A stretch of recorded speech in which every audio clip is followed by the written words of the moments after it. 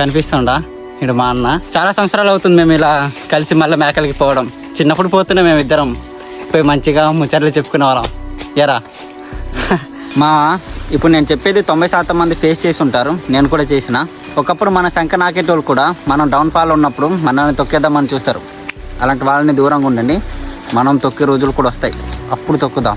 దునియాని అస్సలు నమ్మొద్దు బ్రో. మనం మంచోళ్ళం రాబాయ్ అనిపించుకోనికి పక్కోడి గురించి సాకులు చెప్పే రోజులు ఇవి. మనల్ని ఎప్పుడు ఎవరు ముందుకు నెట్టరు, మనమే ముందుకు పోవాలా. జీవితంలో కొంచెం స్వార్థం అనేది ఉండాలి బ్రో, లేకుంటే మనం బ్రతకడం కూడా కొంచెం కష్టమే. మనం ఎవరి కోసం బ్రతకొద్దు, మనం మన కోసం బ్రతకాలి, మన అమ్మ నాన్న కోసం బ్రతకాలి, మన పిల్లల కోసం బ్రతకాలి. ఏంది బ్రో, జీవితాన్ని గెలిచాం, వాళ్ళు పెట్టే అవమానాలని గెలవలేమా ఏంది?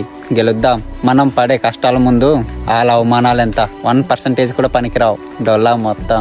నేను ఒకటే చెప్తా, ఎవరి కోసం చిల్లర ఖర్చు అయితే చేయొద్దు. లైక్ అడుగుతుంటారు కదా, నువ్వు ఇట్లా పోయినావు కదరా, నువ్వు ఇట్లా పైసలు దమాయిస్తున్నావు కదా, సో నీకు శాలరీ పడింది కదా అని అట్లా పార్టీ అడుగుతుంటారు కదా. సో అప్పుడు అయితే మీరు చిల్లర ఖర్చు అయితే చేయొద్దు. ఎందుకంటే మీరు వాళ్ళ కోసం అయితే కష్టపడతలేరు. ఎందుకంటే మన దగ్గర లేనప్పుడు వాళ్ళైతే ఇయ్యరు.